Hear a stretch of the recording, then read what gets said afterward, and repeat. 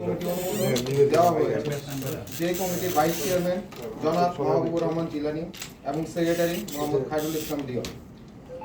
এছাড়াও ছাত্র প্রতিনিধি, সাংবাদিক, আইনজীবী, নারী নেত্রী, এনজিও প্রতিনিধিরা এই কমিটিতে স্থান পেয়েছেন।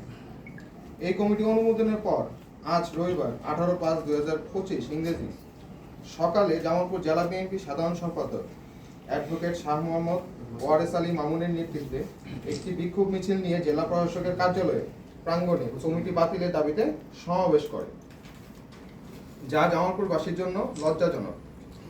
সম্মানিত সাংবাদিকবৃন্দ, রেড ক্রিসেন্ট হলো মানবিক ও সামাজিক স্বেচ্ছাসেবকমূলক অরাজনৈতিক সংস্থা। এই সংস্থার নবগঠিত জামালপুর জেলা ইউনিটের অ্যাডহক কমিটির বিরুদ্ধে বিএনপি নেতার উস্কানিমূলক বক্তৃতায় আমরা বিস্মিত হয়েছি।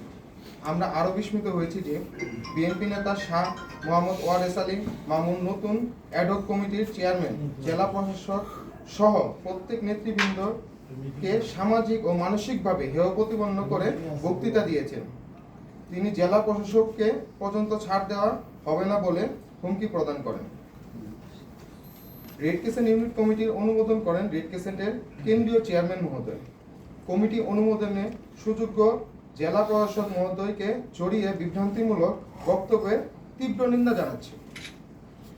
এছাড়া অ্যাডহক কমিটির সদস্য বিশিষ্ট নারী নেত্রী শামীমা খান একজন সম্ভ্রান্ত মুসলিম পরিবারের সন্তান হলেও তাকে নাস্তিক বলে কটূক্তি করেন। এছাড়াও কমিটি আরও 2 জন সম্মানিত সদস্যদের বিরুদ্ধে বানোয়াট কথাবার্তা বলে তাদেরকে সম্মানহানি করেন।